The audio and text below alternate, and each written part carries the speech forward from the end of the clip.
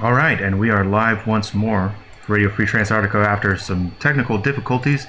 I am returning with Pitch, and our topic today is letting go of the UFO phenomenon.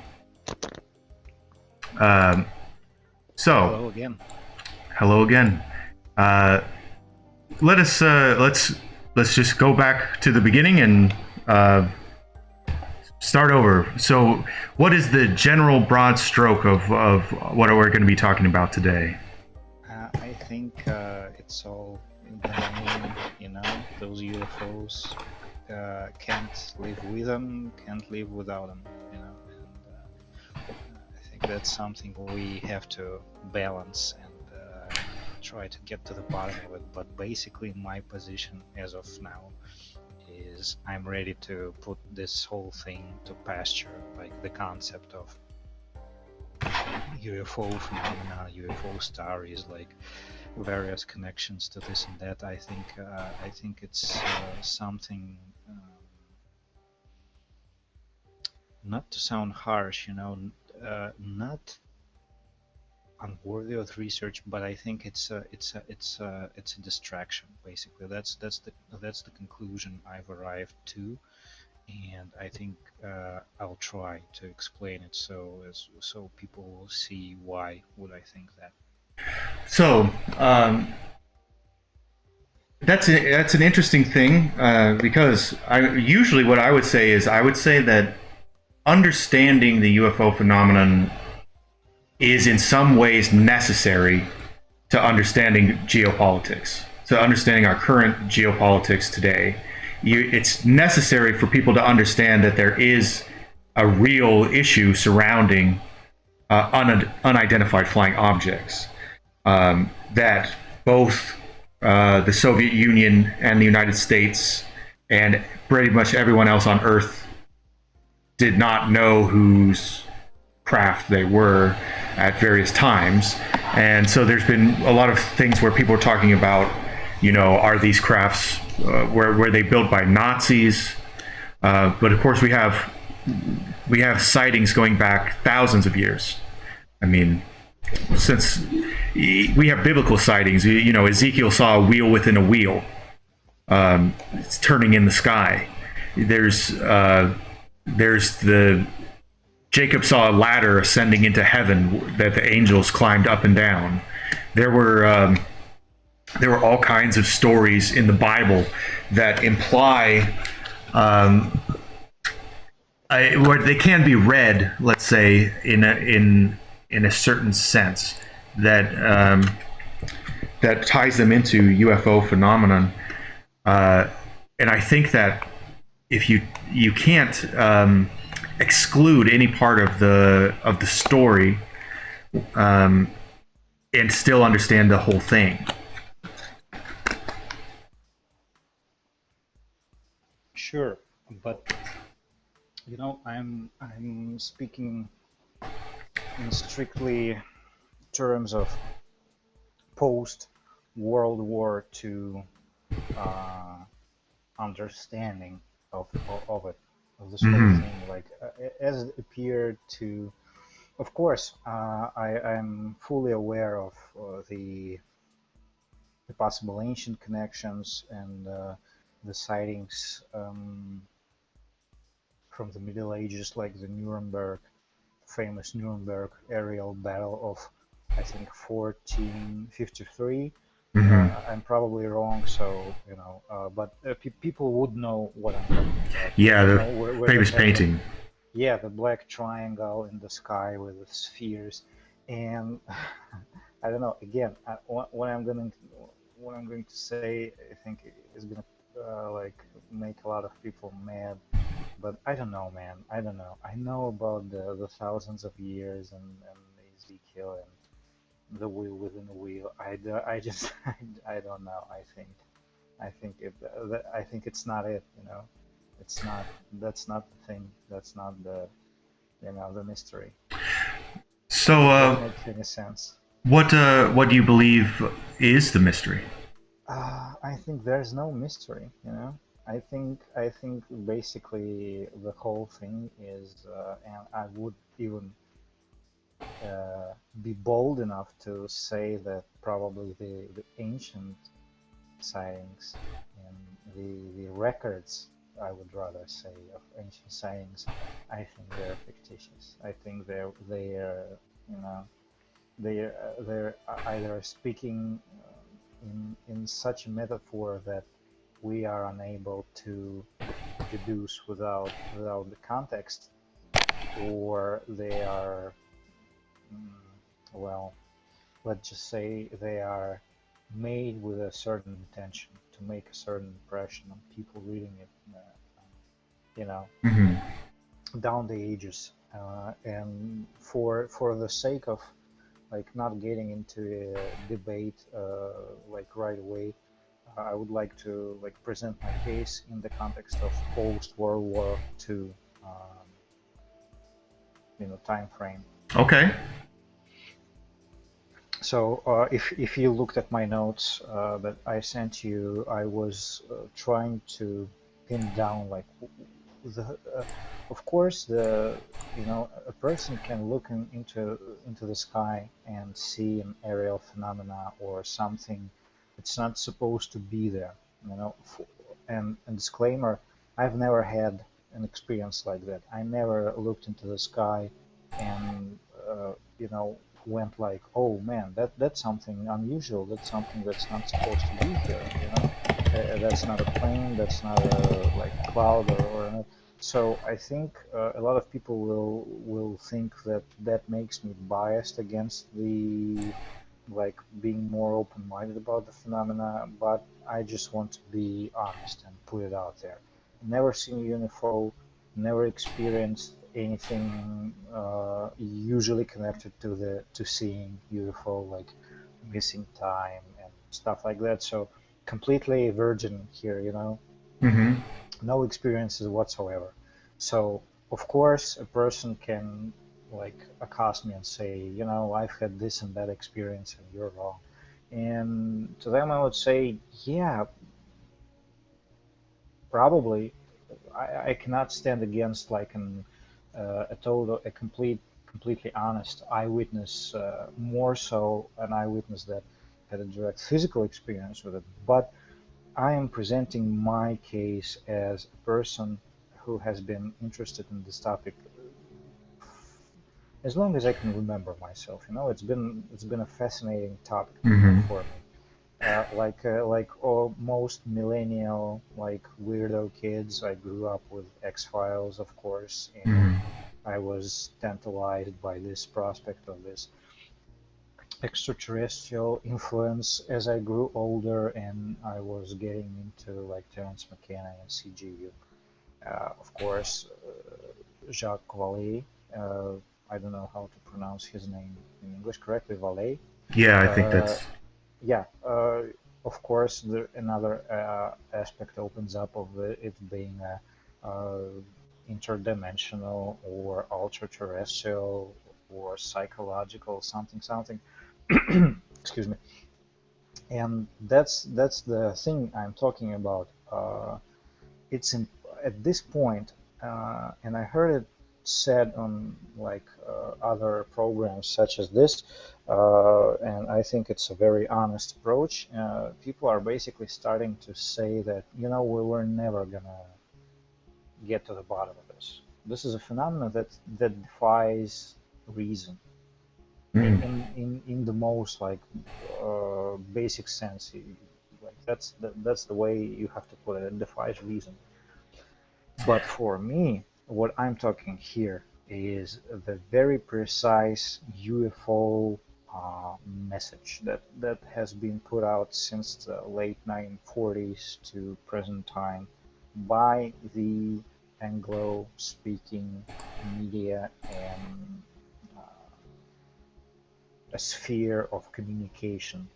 By that I mean the press, the conspiracy press, the people. So that's what I mean, if that makes any sense. Yeah, I would like to go over a bit of my side of this because I have had experiences seeing UFOs in real life, and I not only that, but my father worked for Lockheed Martin which is a big company in the United States military-industrial complex. Oh, yeah. He was an aeronautics engineer for Lockheed Martin, and they run the skunk works at Area 51, where supposedly many of our experimental aircraft are kept and tested. And so many of the UFOs that could have been military or probably related to work that was done by Lockheed Martin and people like my father. And he did a lot of his work out mostly near Moffett Field in California, which is near Mountain View, California, in the Silicon Valley. And when I was a child, I was born in Grass Valley, California, by Beale Air Force Base, and we went out to Beale Air Force Base regularly. Well, not super regularly, but they had an air show that we would go to, and it was very inspiring to me as a child. And I was fascinated from the beginning with stories about UFOs, stories about extraterrestrials, about that kind of thing. And I was convinced from a very young age that humanity had come to Earth from the stars, and that we hadn't independently developed here, but somehow we were part of a larger group. And I feel that I still believe this today. My father, before he died, when he was alive, he did not talk very much about the things that he did that were top secret, because he did work on projects for the National Reconnaissance Office, which is a very secret organization that does spy satellites, and he worked on some spy satellite for them. And he worked for Lockheed Martin on a number of projects, and eventually he later worked for Hewlett Packard. He worked for 3Com to invent the very first Palm Pilots, the very first PDAs that anyone had before there were smartphones. He was the director of hardware at 3Com at the time when they were releasing the very first line of PDAs. So he was a successful engineer and well known in his field, and he was also a bluegrass musician and well known in that field. But he passed away in 2015, and before he passed away, he started to tell me a number of things about the world, and about politics, and about aliens and extraterrestrials that I didn't really believe him at the time.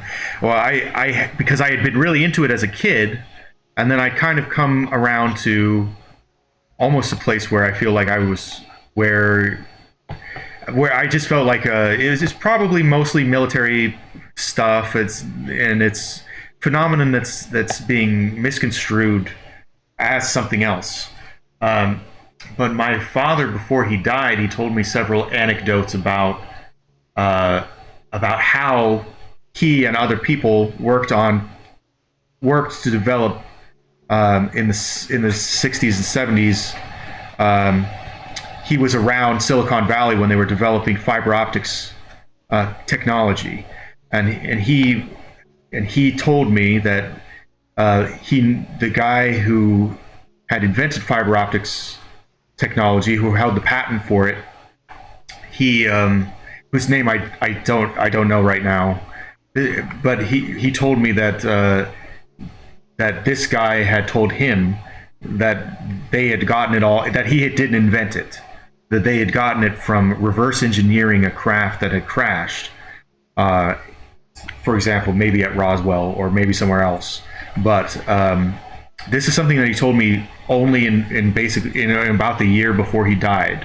So he didn't talk about any of that stuff until right up to the end of his life, and then he did start talking about that stuff, but I almost didn't at that point believe him, because it was tied in with a bunch of his beliefs about politics and things, and I really should have listened to him more closely, because a lot of what he said was true and came true in terms of his forecasts for American politics and what he saw the future of this country as being.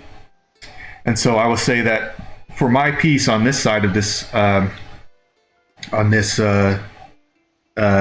topic, I I do think that the UFO phenomenon is a real thing and an important piece of understanding what exactly is going on in the world and what exactly is going through the heads of the people who are in top organizations running U.S. military programs, U.S. government programs, especially special access programs involved with what would be called the secret space program. And I think that there's been great work that's been done on that. For example, the work of Dr. Joseph P. Farrell, documenting the Nazi international regime after that has managed to escape Germany after the war. Much of them were integrated into the Soviet Union or into the American establishments, the intelligence establishments. And the American side was called Operation Paperclip. And many of those people were smuggled out of Europe as part of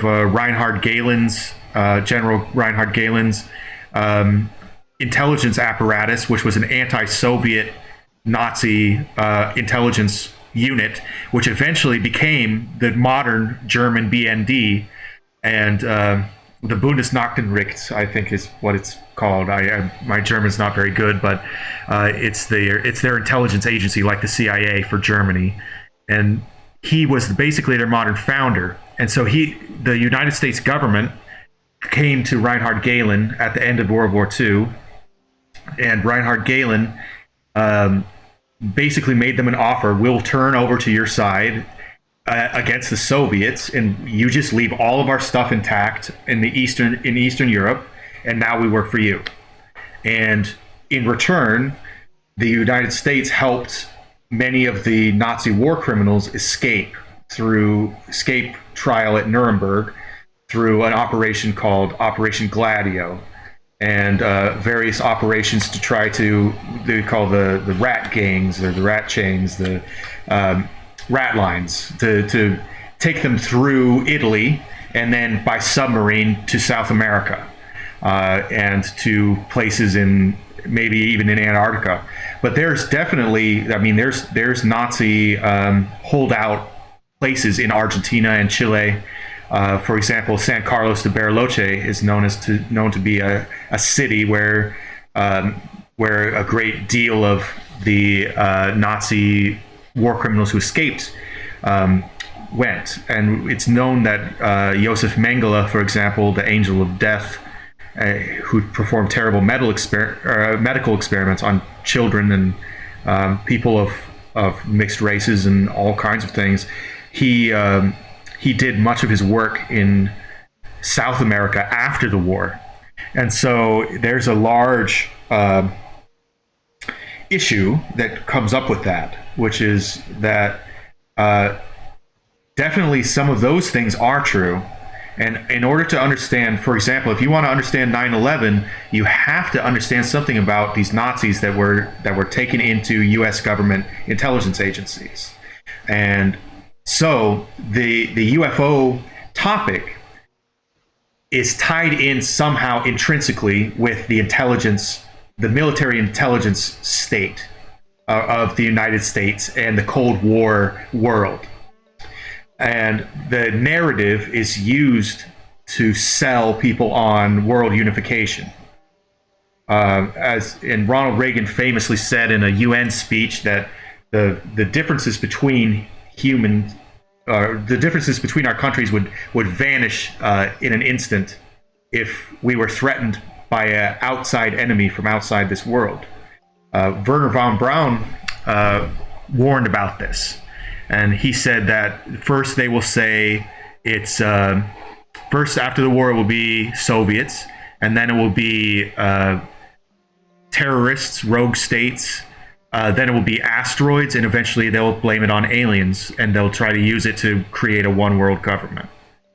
That was what Wernher von Braun had said, and he wrote a very interesting book about a civilization that had lived on Mars, who elected leaders called an Elon.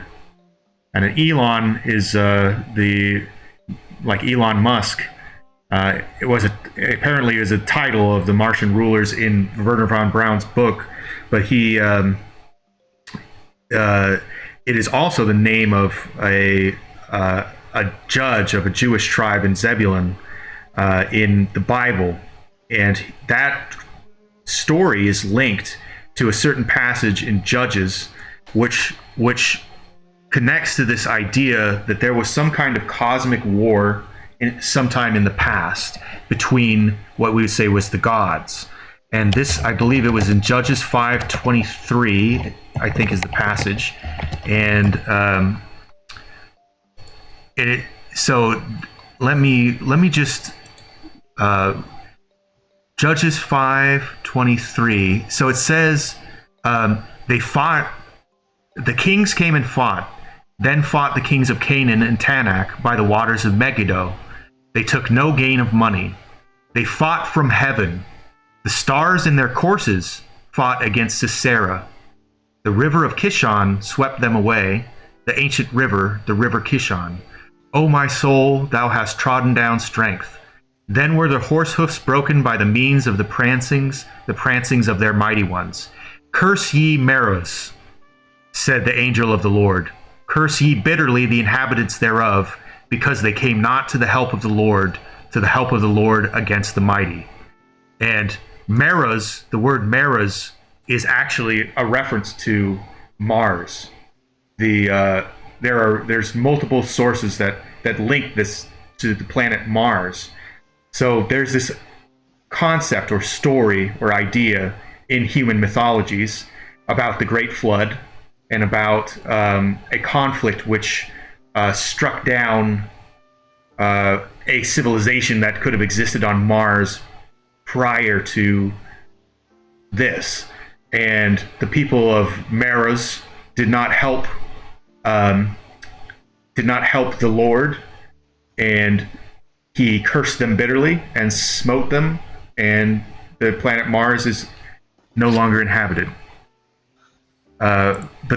So this story is fantastical and hard to believe, but this is something that I've been working on for a long time in trying to correlate these ancient Sumerian texts, ancient Babylonian texts, ancient Hebrew texts, ancient Arabic texts, again and again, and these occult topics, correlating them to what we would call today the UFO phenomenon. What's throughout history has been a phenomenon of, for example, in the Indian culture, they would talk about Vimanas in the Mahabharata. They talked about flying chariots of the gods, things like that. So I'm interested to hear what you think is going on. Do you believe that it's an intelligence agency psychological operation to manipulate people? Do you believe it's a fabricated story? Yeah. In so many words, yeah, that's basically my position. Because, like I said, I'm not being a skeptic for a skeptic's sake, and I've been interested in all of you mentioned like for a long time, and I leave the possibility open. But for some reason, the information that I've been going over for the last couple of years, really, it just doesn't seem to be organic, or at least to leave the door open. The information as it is constructed and presented in the media about it is not organic. And yeah, I think basically, at least from the end of World War II and the present, most of the stuff, and by most I mean 99.9%, I don't think it's authentic. I think it's being put out there as a way to mislead and confuse people, basically. So when we're talking about the UFO phenomena as like what you described as something celestial, galaxy scale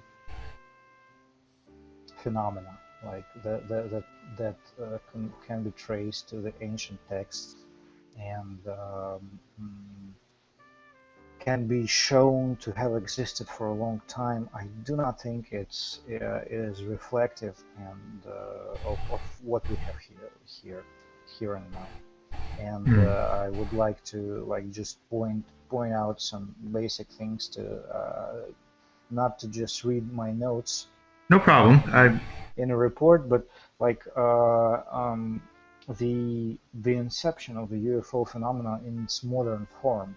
Like, yeah, you had like all those farmers from Kansas and stuff. They were seeing like Jules Verne type aerial ships and stuff like that, and of course even earlier the Manas and other yeah. But we're looking at like 1940s, like 1946, 1947, and of course the first incident of note that gave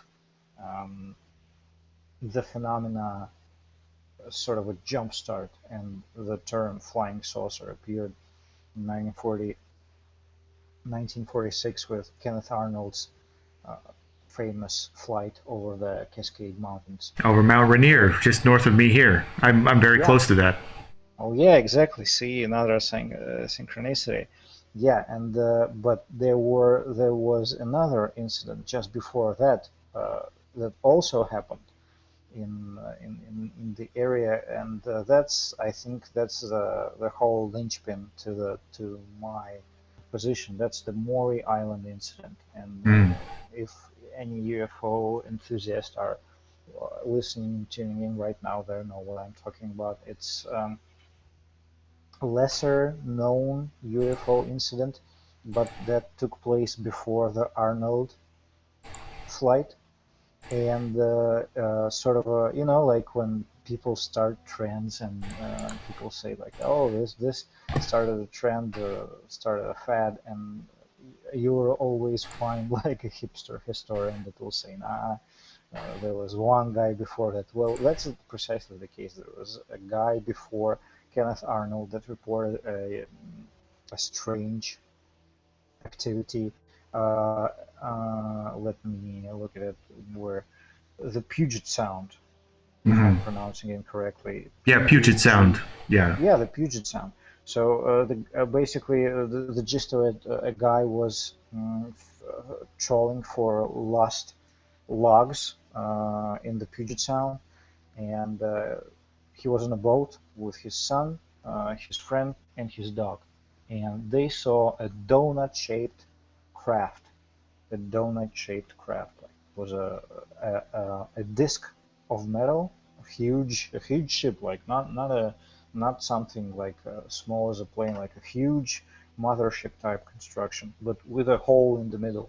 So it was a round ring of metal, and it started discharging debris, like pieces of slag, pieces of metallic slag, and it basically rained down on them into the sound, hit the boat, killed the dog, burned the boat. It was very hot, littered the beach, and like a very big traumatic experience, obviously. That's the general like outline of the incident. But here comes the part that I think is interesting. And for ages, like Maury Island wasn't a very publicized incident, because next you had Kenneth Arnold, famous flying saucer remark that gave the phenomena one of its unofficial names. Next year, Roswell happens. The whole like the story that heard around the world. Everybody knows Roswell. Yes.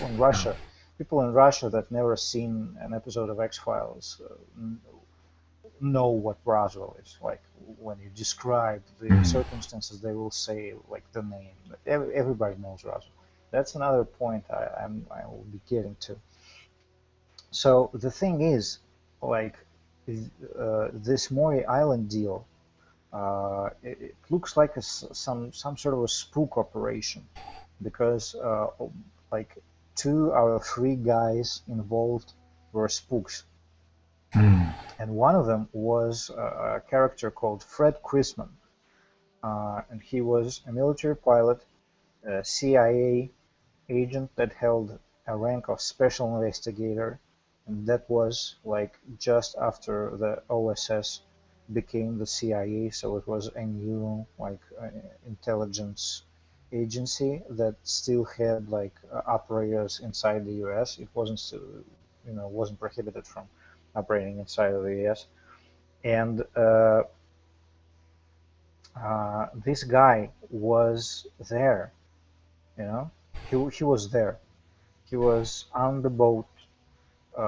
He watched that mothership discharge this debris. He observed the effects, and he supposedly even took photographs of it and sent them to the Tacoma Times newspaper, like the police. And he gave the initial report, you know. So when the investigators, like from the local authorities, came out there, and the newspaper came out there, he was the guy they were talking to, not the boat guy. He was the guy. So a spook, a CIA agent, is explaining what happened, you know. And even interesting, like when Kenneth Arnold had his experience and he landed and he called the press conference, he wanted to explain that he saw something. This guy went there and he met with Arnold, and they had a conversation, after which Arnold basically told his story. So that's number two. And another, which is like strike three, this guy wrote to the Amazing Stories magazine about the Shaver mystery. He was writing Shaver mystery stories, you know, to the magazine. And Shaver mystery, for all the people that I hope are reading Alan Walton's seminal book, Inner Earth, you know, which is a great book. It is quite good. Yeah, I heard a lot of people are reading it. Yeah, I heard that. I heard that being said about that book, that people are indeed reading it. And so this guy is involved, like has his fingers in two of the major, like one less known UFO story, one the big one, the Kenneth Arnold story, and he himself is like some sort of a Fortean enthusiast that writes about the Shaver mystery, supposed his experience in Burma in World War II, about a cave he found that contained like some Lemurian artifacts and technology. So you know, it sounds like a great stuff, you know, for adventure, for movie. And that's my problem. The linchpin of this is being that the guy is a CIA agent. Right. Of course, the argument can be made that all sorts of people get involved in these stories, and like a CIA agent, by virtue of his job, would be put in like extraordinary circumstances and receive information that normal people are not privy to, and will be in situations that normal people are privy to. But the bedrock of the post-World War II UFO phenomena, like two stories, they rest on the shoulders of this one person, one CIA agent. And like the final that shocked me when I was reading about this guy, was one of the three guys arrested during right after Kennedy got shot in Dallas. He was one of the three tramps. You know, if you're researching the Kennedy files, they said that three men were booking it from the grassy knoll through the rail yard, and they are described in the reports as three tramps, because that what the police wrote when they picked them up, that they were tramps, but these were like normal guys, business suits, clean, you know, they definitely not street people. So, but they called them the three tramps, because the witness testimony differed. Some say they look like hobos, some say they look like normal guys. They picked them up, they were normal guys. So this guy managed to, and he was called to testify during the Garrison prosecution. So this guy is involved even in the Kennedy assassination, you know? That's crazy. That's like synchronicity on a level beyond that I am willing to accept and say, yeah, that guy just got around, you know. He was like seeing UFOs, finding Lemurian ancient civilization caves in Burma, you know, writing about it to amazing stories. And when you, that's my like a rule as a journalist when I do my writing. When you can trace a story to one guy, like there are no more, no one is involved, and you can trace it to the author. That probably means, you know, it's it could be a work of fiction. That's the basic for the 1946, 1947, you know, outline I'm talking about. If you want to comment on that. Yeah, well, I would say that it's essentially impossible for us, for anyone, to disentangle the UFO topic from the intelligence agency topic. They are deeply intertwined because all of the government stuff that has been done has been organized through essentially the CIA, the FBI, the Air Force Office of Special Investigations, the United States or the United Kingdom's Ministry of Defense had a UFO desk. Nick Pope was their UFO desk operator. Oh, yeah. It's been a matter of governmental interest, and it certainly ramped up after World War II and in the Cold War, and became a very big subplot, you could say, of that story arc. And so Exactly. so there's a lot of uncertainty that goes with that. But what I would say is that when dealing with intelligence agencies, I don't have liberty to talk about some things about this, but I can say that I have had some experience with some secret things in the past, and they when they are doing things, they don't necessarily make up stories that are completely false, and they don't necessarily. What happens is, if something is real and something happens, and then they want to cover it up, the best tool that they have is muddying the water. It's called muddying the water, which is to put so much related information that contains falsehoods in it. So you take a grain of the truth, you take that, and then you add to it a bunch of extra stuff. So you start saying, like, for example, if someone saw your military craft, if there was a Lockheed Martin craft, for example, that was seen over some town, and you don't want people to actually know that you have that craft. So it's being reported in the media. It's being reported in the newspaper. So what you do is then you hire a guy, you find some local guy, and you get him on the payroll, and you say, "This is the story I want you to tell." You just hand him a piece of paper that has the story on it. You say, "Memorize this, burn it, and then tell the story."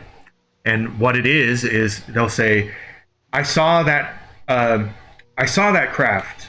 I saw that UFO, and And then I saw it land, and then I saw a bunch of reptilians get out of it, and there were aliens everywhere, and they were shooting laser guns, and it was crazy, and it was there was all kinds of stuff. And then they did this time travel thing, and they went back in time, and everything went back to normal. And then I was so shocked that I didn't know what to do, and basically they add layers and layers and layers of bullshit on top of whatever the grain of truth is, because then whoever hears that story, they're like, they immediately, their bullshit meter in their brain immediately hears it and kicks out the grain of truth.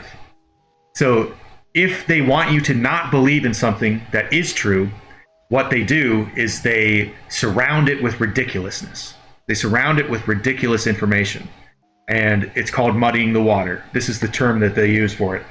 You muddy the water in order to make it so that no one can tell what's true and what's false. So this is something that you see in the UFO community constantly, which is that there are many people who are genuine seekers of truth, and then there are also people who are paid to weave a yarn, tell a tall tale that incorporates some aspects of stories that are actually true, but then associates them with such ridiculous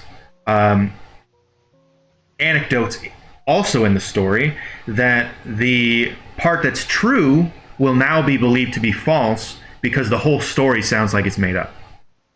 They get you to throw the baby out with the bathwater is the idiom that would go with that.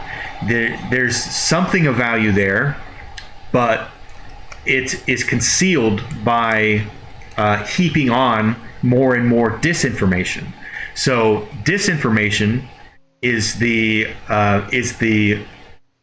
modus operandi of the CIA and the Mossad intelligence agencies, and the Israeli-American intelligence meta state is very heavily engaged in trying to convince people of things by or trying to manipulate people's understanding of things by taking the truth and twisting it until it's unrecognizable. And then the truth will never be known. It's been buried by the fact that it's been talked about so much and surrounded with so much ridiculousness that no one can believe any part of it anymore. So this is what I would say is the tactic. My personal belief, where I personally stand on this issue, and I just want to make it clear so that people will know that I'm not like hiding any of my cards on the table. What I think about it is that there is a kernel of truth in those ancient texts up to the modern day that there's a real phenomenon that's involved, but it is used to control human beings by people who are in power. They manipulate this narrative and the story in order to massive manipulate human beings. So there's, if you go back and you look at like Edward Bernays and his work on propaganda. You go back, maybe if you look at Joseph Goebbels in Nazi Germany, his work on propaganda, what they would tell you is that people have a lot easier time believing a big lie than a small one. The bigger the lie, the more you make them buy into it, the more invested in it they are, and the harder it is for them to back out of it. So when you are running an organization that profits on controlling the masses, because in a democracy, in a democratic system, essentially, if you want to control the government, you need to control the people's votes. Controlling the people's votes is done through control of information and manipulation of information and media. So you must decide what propaganda is going to be your line and what you're going to push, the narrative you're going to push. And the way that the intelligence agencies do this is that they establish both a narrative that is the established narrative, and they establish also the minority dissenting narrative, so that if most people go and see the main narrative and say that's bullshit, I don't believe that, then they start looking around for something else that explains it better. And if they find someone who is already giving an alternative explanation, then they will most likely latch on to that alternative explanation and go along with whatever that person's saying, because they now believe that that person's telling the truth. But the fact is that both of those sides are manipulated propaganda machines. This is something that you see in the United States politics constantly. We have the Democrats and the Republicans. There's two parties, but they're exactly the same. They're really exactly the same, and people will fight you tooth and nail about it. But the thing is that the establishment behind them is the same. The clothes that they wear are different, and they do that so that if you disagree with one side, you'll go join the other side, and if you disagree with that side, you'll join this side, and if you disagree with both sides, then well, you got to pick one or the other, because your third party vote, frankly, kid, it just doesn't count. Frankly, kid, it just won't make the grade. You can't make a difference with your puny little vote, because you're only one person, and screw you. And these are your two choices. You get your turd sandwich, or you get your douche sandwich, douche canoe, whatever. Like, that's whatever South Park said about it. It's like they give you your two bad choices, and they engineer both of them. And that's how they manage to keep control over this whole thing, because they are in charge of both sides. And so people buy into this idea that my side's good, I'm the good guy, I'm the one fighting. But the thing is that the people who are wearing the white hats and the people who are wearing the black hats, and when you go up to the tables of the elite, you go to the Bilderberg meetings, they're all sitting at the same table. They're all sitting at the exact same table. They're all kissing each other's rings. It's mafia dons. It's the same thing. It's how mafia dons work.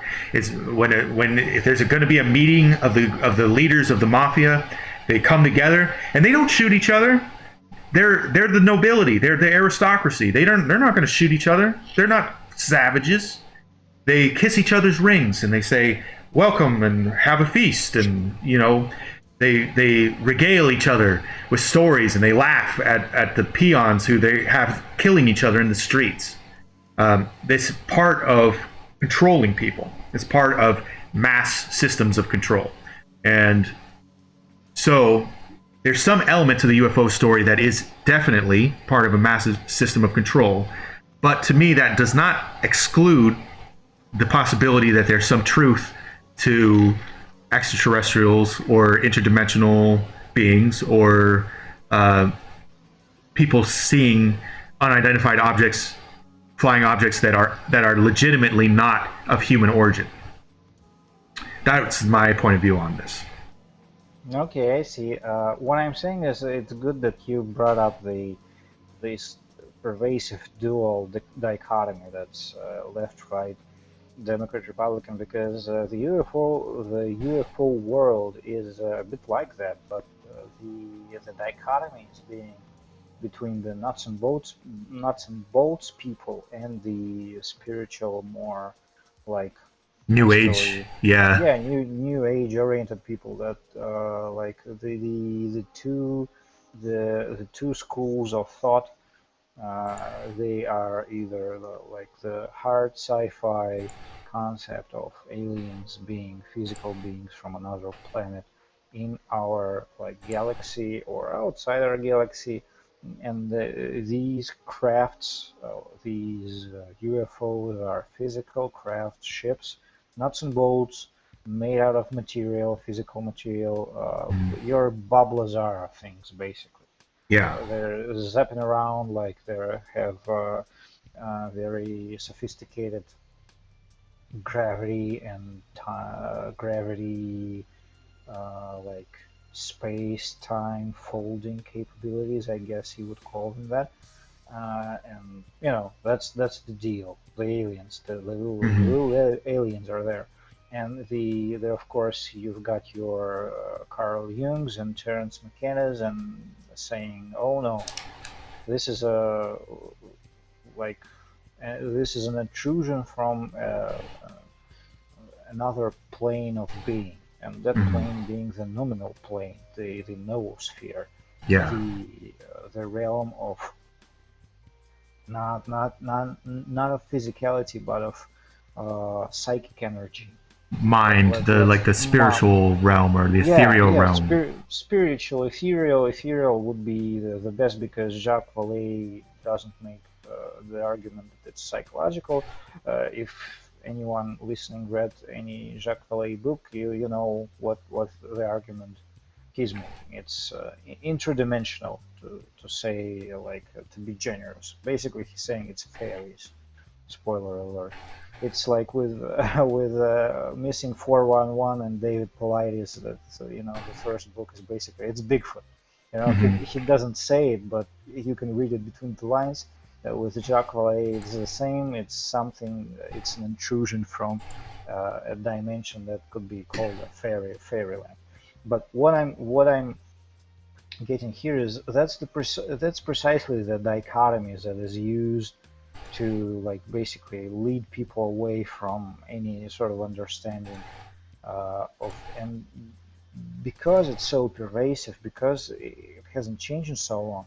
I think that's just not, to me, that's another sign that points to this whole deal being a distraction, Hmm. because both of those theories, however um, logical they may seem to their proponents, like on the one side and on the other side, they don't explain anything. The nuts and bolts theory. Well, I think it's I don't know why. The big question is why, and of course the answer will be, well, you cannot understand something so outside of our realm, like the psychology of an alien. Like, yeah, but do they really need to do this continuously on a continuous basis? The abductions, the probings, the how much semen do you need? Yeah. Excuse me for being crass, but that's how many fishermen from Ohio do you need to anally probe? What's the What's the goal? deal? What's Yeah, the what's yeah? the goal? What's the payoff? If you needed to collect genetic material for a big project, you can just take over with that level of technology. You can, if you're possessing a gravity and time space distorting capability, you can roll over whatever military can throw at you, like U.S. military, Russian Hmm. military, whatever. A combined militaries of the world. You can just bend gravity and they're done. On the other spectrum, you have the new agey. Like, I'm a new ager, and I have trouble with this. Oh, Yeah.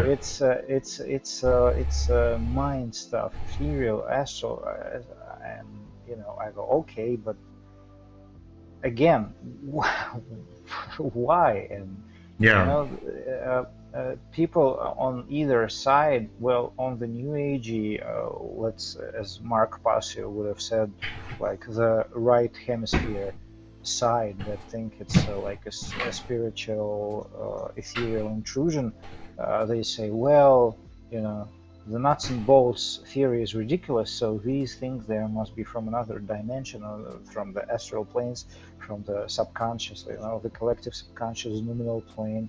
And so, well, that doesn't explain anything. That doesn't, uh, it's not more acceptable than the nuts and bolts Hmm. theory. It's still just as basically it's a path leading to nowhere.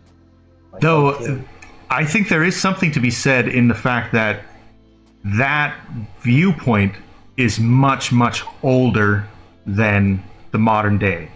oh sure, That there are beings out there that live in the cosmos and visit us is not something new, and that they come through the air, that they have fiery tails or fire big smoke. or they have shining chariots of fire. Those things are not new. Those things are ancient. And Sure.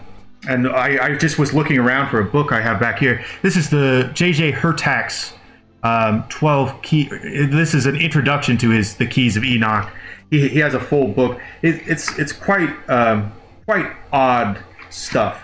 But the let's see, it says this is essentially, it has a lot of Kabbalistic imagery. We live in a many and one universe, and this is what I would say is this is like many of the New Age UFO religion type things, where so this says the biocomputer keys to our consciousness time zone revealed to me by master control messengers, Metatron and Ophanim Enoch. Like, this is they say it's like a revealed teaching. They'll do the law of one material, raw material. Sounds right up my alley.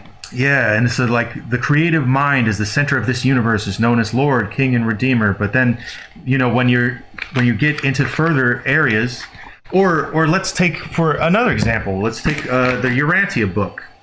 The Urantia book is essentially a book that was written by a psychiatrist or a psychologist and his wife they were doing therapy on a guy who had sleep issues, and he was talking in his sleep, and they would ask him questions in his sleep, and he answered those questions. And over a number of years, they used it to compile this book, the Urantia book, which is, you can read for free online at urantia.org. But it is it basically says, it has a whole cosmology of the universe, and not only that, but we could take the Book of Mormon and the Pearl of Great Price. And I was baptized into the Church of Jesus Christ of Latter-day Saints, and I do believe that there's some part of this is true to me. I just don't know what. I haven't figured out consciously exactly what the truth is, because there's so much falsehood around. But the God in the Pearl of Great Price, in the Book of Moses and the Book of Abraham, I forget which book it mentions it specifically, but God lives on a planet called Kolob. Not a planet, but around a star. His throne is around a star called Kolob. Kolob in Semitic languages, KLB, is Caleb, which means dog. And the word dog is related to the star Sirius, which the ancient Egyptians was an important star to the ancient Egyptians' religion, and the Great Pyramids were built with some relation to the star Sirius. The shaft of I believe it's the King's Chamber in the Great Pyramid was supposed to point at the star Sirius at a certain point when the Nile would flood, and people have theorized that it was some kind of spiritual technology to try to traverse worlds, to be like a Stargate. And that was the inspiration behind the Stargate SG-1 TV show and series. But then at the same time, all that stuff is tied in with spooks. It's all tied in with military industrial stuff. And for example, the Book of Mormon was tied in with there's Rosicrucian cipher in this book. There's Joseph Smith was a Freemason, and and many of the people involved through history have been Freemasons, or in this story have been related to organizations like Freemasonry or Rosicrucianism, or I hesitate to even use the term Rosicrucianism. It's not really an ism. It's just but it is a group, and that topic is I feel like it's mythologically embedded in us as a race, because Yeah, that's the point. That's what I wanted to like talk about as a part of this discussion. That there's a clear heritage. Hmm. These concepts appear in the spiritual texts and all sorts of spiritual traditions. Then we have a connection with the intelligence, which is tied into the some of the societies and schools that know of these like records and know these phenomena. And then the third part is the profane aspect that these stories finally get disseminated by the media. What I specifically wanted to mention in that connection is like the famous the Roswell incident, where it took place and when it took Hmm. place. So before the Maury Island, before I mean not before, between the Maury Island and the Kenneth Arnold sighting, we have like the first atomic tests. Hmm. Well, not the Yes. first atomic tests, Well, but the yeah. atomic tests, yeah, and they're going on after the end of World War II. So basically, everybody realizes that nukes is going to be the next best thing, which is another topic, I think. Hmm. And 1947, before Roswell, we have people with very like uh, interesting connections at the center of the story, and that being John Jack Parsons, the famous Yeah. the rocket Antichrist. And Very interesting guy. Very weird. oh yes, and he was connected to L. Ron Hubbard in the sense that L. Ron Hubbard, from what we can understand, he was his apprentice. I mean, a spiritual apprentice, as like he taught him the Thelema. Hmm. Am I pronouncing it? How's it pronounced in English? Thelema?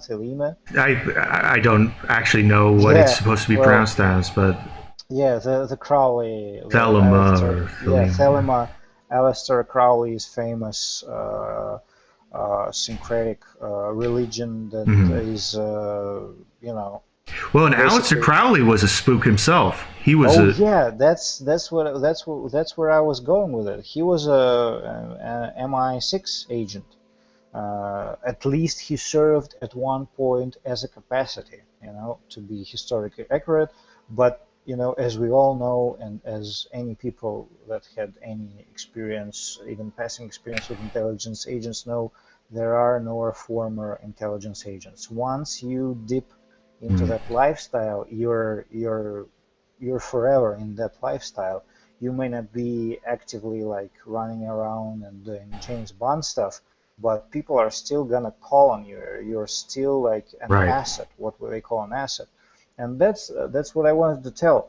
Aleister Crowley made that famous drawing. Of We Lamb. all, yeah, Lamb, Let, and I'm Lamb looks like a gray alien. And before Crowley, I mean, there are some cave paintings that can be generously described as a proto-gray alien like beings and stuff like that. But that drawing, I like that's the big enchilada, as Alex Jones would say. That's that's the key to this. So we have a lineage. Aleister Crowley, MI6 agent, comes up with this concept, or it is revealed to him. Maybe he's not the originator. It's revealed to him. It's shown to him. He is in direct contact. He's the mentor of John Jack Parsons. They were in direct contact, and he instructed him to perform certain like rituals in their religion because Parsons had a project called the Moonchild. We will not be Babylon working, not going to go into that, but it involved him and Hubbard basically trekking out into the desert and doing stuff.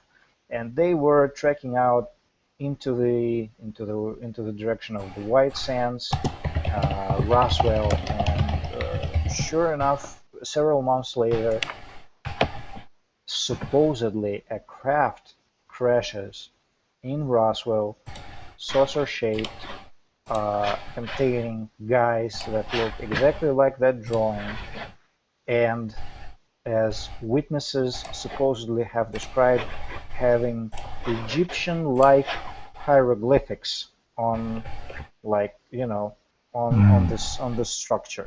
And of course, anyone who like knows occultism, Thelema, very involved with Egyptian iconography, Egyptian gods, and stuff like that. And the thing, Roswell was not a popular like event. People weren't talking about Roswell in like the 60s, the 70s, like the 50s, right after it happened.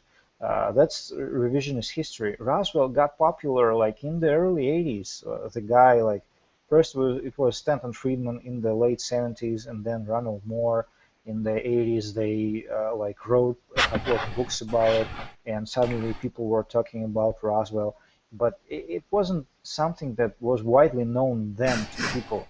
And this whole notion that like, oh, they covered it up, the newspapers, like everyone, a whole bunch of people saw it, but then they covered it up.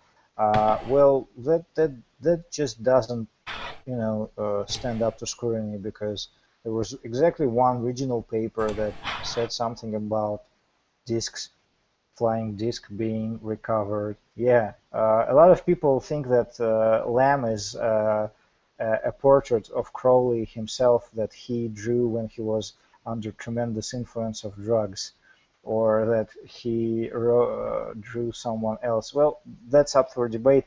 What I'm trying to say is, like Roswell, it's a thing that got overblown by the government themselves. Like they started debunking things that no one was like supposing. Like there was no national newspapers writing about it, but the debunking became national when you have the famous photo of Jesse Martell picking up those foil chunks from the Project Mogul weather balloon. And Project Mogul was they said it was a Project Mogul balloon, excuse me, that it's a weather balloon that goes really high, and it has special sensors that pick up nuclear detonations, like on another continent and stuff like that, and pick up radiation. Well, the thing is, nobody cared about it, and they're like saying, no, it's not a flying saucer, nothing to look here, citizen. And no one was looking, no one was there. Like they got the farmer, the stuff. The more I read about it, the more it seems like an completely artificial, like incident, something like a distraction operation, that they were saying like, oh, the flying saucer crashed here, but we are covering it. They made it look like they were covering up a flying saucer crash deliberately, but their actions point to, I don't know. It seems the more I read it, like, because when I first was getting into it, it seemed like such an exciting story, like intrigue, cover-up conspiracy, strange artifacts, excellent stuff. I still like to think about it in that terms, but now I'm thinking about it in terms of it's like a sci-fi screenplay. It's so deliberate in that it's so cinematic, and if when people in the real world, events are not cinematic. When you see a movie that says based on true story, that means it is based on something completely made up, something that has only a passing resemblance to what actually happened, because events that actually happen, they don't happen with perfect pacing, they don't happen with perfect like dramatic hooks. And what I see happening here is that spooks, one British spook, one American spook, like Parsons and Crowley, and they were given an assignment to came up with something something like that could confuse people to an extreme extent, and to construct a concept that would be at the same time outrageous and believable. And these guys, why they came to them? Because they were occultists, and occultists, wizards, they know how to do it. That's their job, and that's why they were like agents. Crowley for the British. Parsons was the one of the founding members of NASA, because he created the JPL, and I think it was an artificial event, basically, that was that was created using knowledge those men had, and presented as this linchpin, as this model of this distraction, this smokescreen that just gets into you and uses up your imagination and creates this basically this notion of either technical nuts and bolts invasion type stuff, War of the Worlds, or the other spectrum is, of course, which we have all heard in the past years, that aliens are demons, it's an intrusion from a demonic dimension, it's Satan, basically. Yeah. Fallen angels are these little gray guys are supposed to be fallen angels that are coming in flying saucers and such things. And what I was going to say, that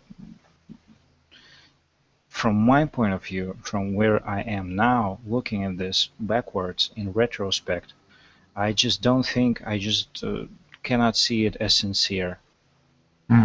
That's what I wanted to say about it. Yeah. Well, I will speak a little bit about some of my experiences here, because I think that it's relevant. First of all, I have been on the lookout for UFOs my whole life, and I will say that I've only seen things that I thought were maybe unidentifiable only a few times, and when I was not in an altered state of consciousness. But I've had very, very powerful experiences in altered states of consciousness where I have seen flying objects, craft. I've interacted with beings from other places. And so when, for example, if you heard Alex Jones on Joe Rogan, he was talking about these people are taking drugs to talk to, and they're talking to demons. They're talking but there's some truth in this in my mind, because in the military intelligence state, in the military intelligence apparatuses, they've been heavily invested in psychedelic research since at least the 50s. I mean, really the research of mescaline was a little bit before that, but the research of LSD through MK Ultra and things like that had a lot to do with their remote viewing programs, their psychic research programs, which are real things. You can look it up. You can look it up on CIA.gov. You can go and you can look at their declassified documents on Project Stargate, on various other projects that they had, and you can. Information about MK Ultra is out there because there was a congressional inquiry about it, and unfortunately, the documents that we have are not the ones that we would be shocked at, even though they're shocking, because the majority of them were incinerated when they incinerated the documents, and so that when the congressional inquiry came for them and said, we want these documents, they said, oh, sorry, someone tripped and they were incinerated. They oops, accidentally incinerated them all. Sorry. So that whole investigation. But what they did turn up is very, very damning evidence of experimentation with drugs, experimentation on unwilling test subjects with drugs, and an attempt to contact certain types of entities with drugs. And when Alex Jones is talking about the elites are taking drugs to try to contact demonic entities, I don't think that he's that far off base, because I will tell you that having done ayahuasca and mescaline and LSD and mushrooms and all kinds of psychedelics, because of their entheogenic properties, which we have an upcoming show about, coming up soon, about entheogens and entity contact. But there are those experiences that happen.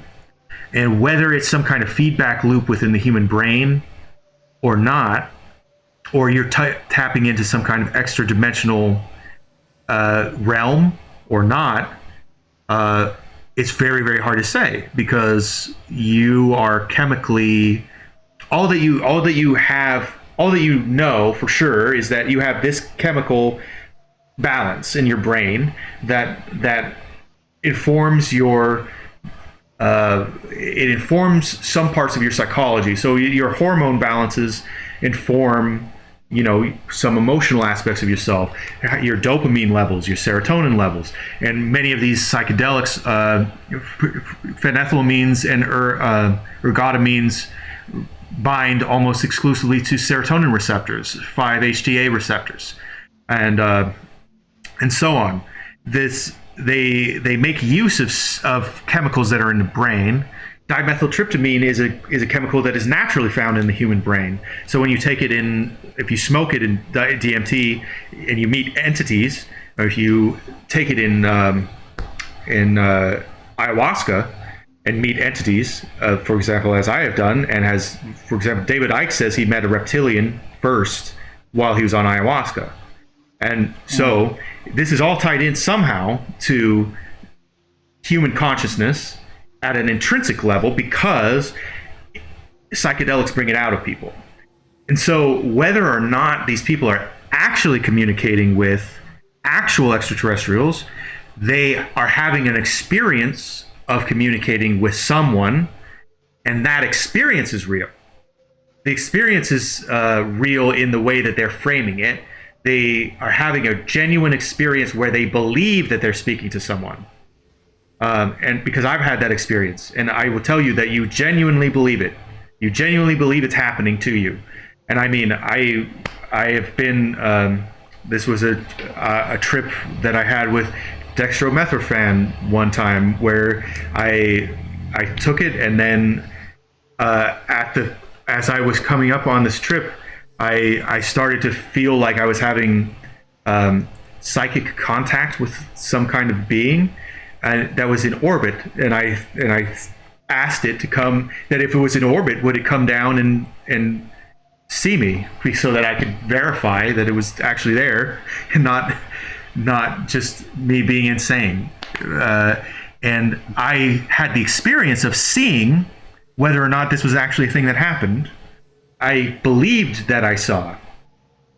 That's the problem here, is that I believed that I saw a gigantic flying saucer over my house that was translucent. It looked like translucent metal, and so you could see through it, but it shimmered in an outline.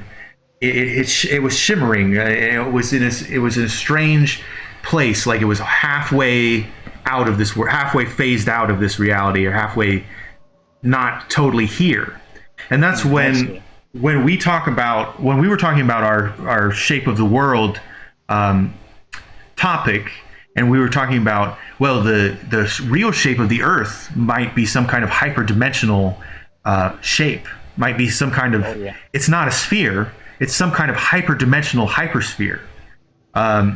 That is many, many infinities of spheres attached to each other in ways that we can't even comprehend, because we don't have the sensory faculties able to decode that data.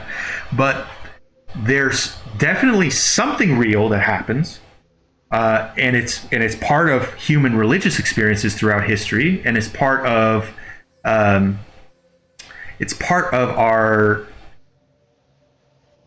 something that goes on with our brains. And one thing that I remember hearing Whitley Strieber, a famous contactee, and he has this radio show, Dreamland. Whitley Strieber said that I don't know what he said something that just affected me profoundly one day, because he said, I don't know what they are, but they have something to do with death. They have something to do with death. And so, like, if you look at, for example, we're talking about Jack Parsons, L. Ron Hubbard. L. Ron Hubbard's religion, Scientology, is essentially a New Age UFO religion. It is. And if you look at, if you really pay close attention to the Book of Mormon, if you really pay close attention to the Pearl of Great Price, there are things in it that are talking about there's a celestial government that then in this solar system, the human race, this is like a nursery world, or you could say it's like a zoo where life is being developed. It's being grown on a petri dish world, and that's what the Earth is. And we will get to a higher level of being where we don't really have physical bodies anymore, is an idea that they have about it. And people are in this process of trying to find ascension. This is one of these New Age ideas that happens again and again. So if you hear about Ashtar Galactic Command, or people talking about Pleiadians, lots of times they're going to be talking about ascension, the law of one, these kind of repetitive things. And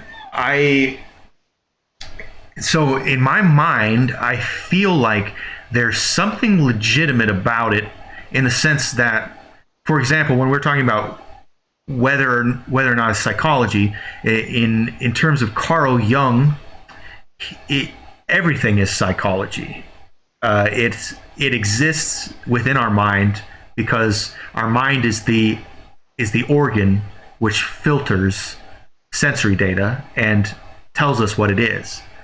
So it exists as some property in our minds, regardless of whether there's physical, real phenomenon that are involved, or whether it's a chemical phenomenon, or whether it's a multidimensional phenomenon.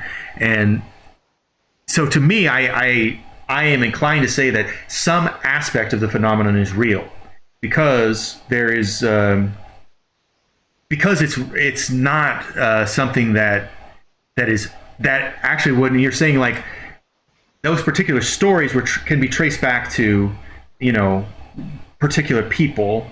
You're talking about Roswell's story and talking about the story over Mount Rainier. They can be traced back to particular people, but there's a frequency of these stories in history that aligns often enough that there's something that's going on. Then that's the only thing that you can say for sure, is that there is a phenomenon that is happening. And that's why unidentified flying objects, or what do they say now? Aerial phenomena, UAPs, they try to call them. Yeah, UAPs, unidentified aerial phenomenon. So the Navy admits that they've seen them. I mean, but is it just a spook thing? Are they, I don't know. But we do have people who, for example, people on our Radio Free Transarctica server who, for example, Eon, he took a video from out his window in Detroit, Michigan, of a UFO flying over Michigan. Obviously, it's a cell phone video, and it's very far away, so you can't say for sure. But his experience reflects something, especially because he's the one that I'm going to be having this conversation with about entheogens and entity contact. We're doing that show on Friday. On this Friday, it will be this Friday. I think it will be at noon on Friday. So that's going to be something that we're going to have to bring up, because he's had experiences with entities that were involved with substances as well. And that's a common theme, is that substances and substance abuse is involved in a lot of cases.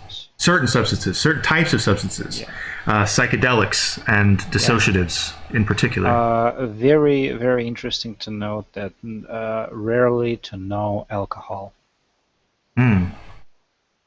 That's something I noticed, that people that like in abduction cases, which I hope we will cover in part 2 of this talk later this week, that no drunk people. Absolutely, like no one tipsy, no one like having a few belts of scotch and then going out in the yard and being beamed up into the mothership. Strangely absent. That's one of the more interesting things about it. That is quite interesting. There are certain conditions. Well, I don't know. Maybe they are, but in all of my research, never mentioned. But that's more of a Jacques Vallée type of thing, because he gets very methodical about these things, like no salt food and stuff like that. So, but that's the other point of view about this. But what I wanted to say that, of course, again, not trying to go into complete shutdown skeptic mode, but I think there is rigorous work to be done to separate wheat from the chaff, to separate the actual from the smoke and mirrors spook games. And I think smoke and mirrors spook games have been very pervasive in this area for the whole of 20th century, and I think we're in a huge spook game right now. And we've covered stuff about like the 40s, the Maury Island, the Aleister Crowley and the Roswell thing, and I hope to talk more about the 50s and 60s and the 70s, like how the phenomena changed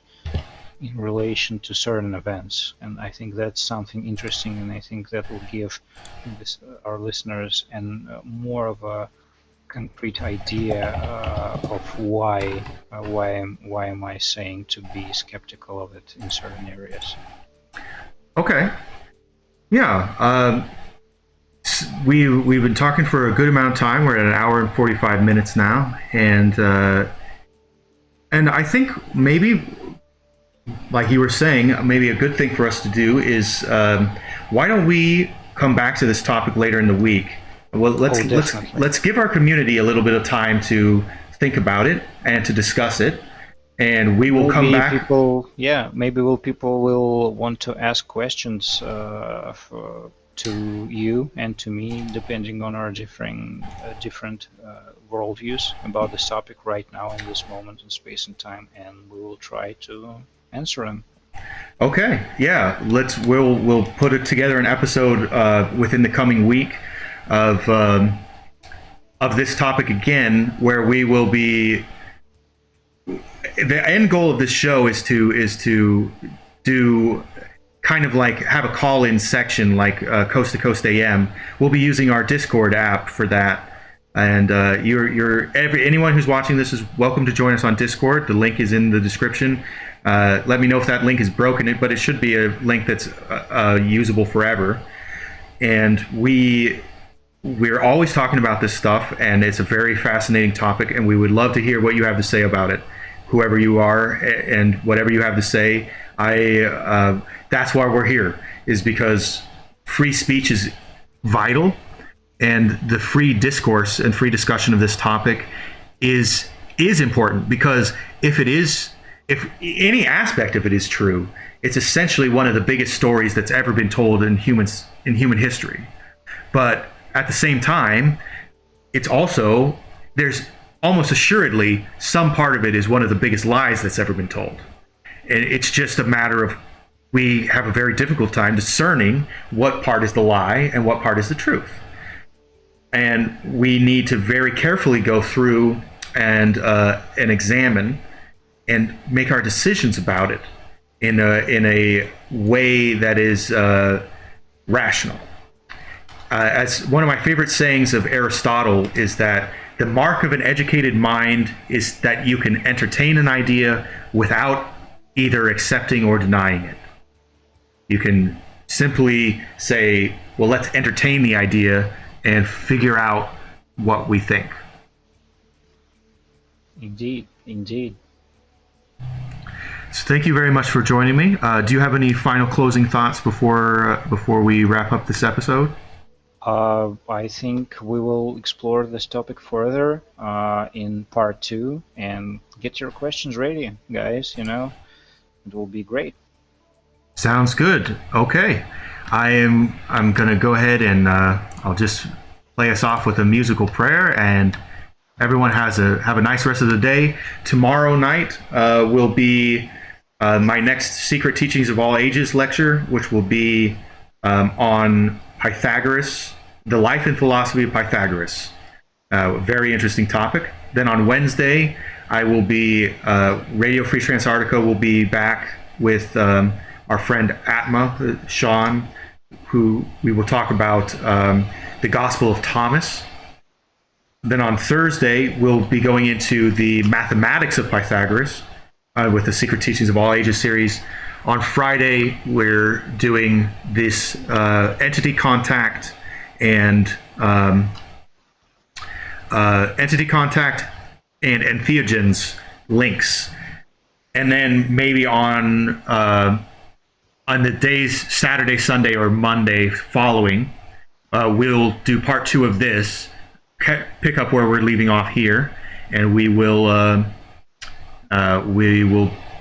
wrap this up. Sounds great.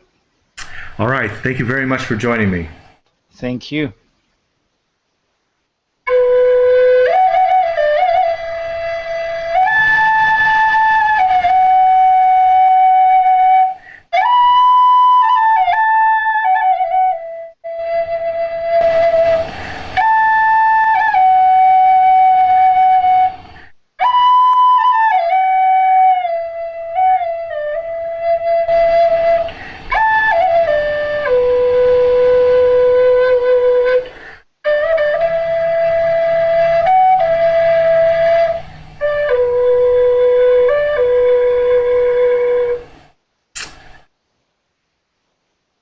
Have a wonderful rest of your day.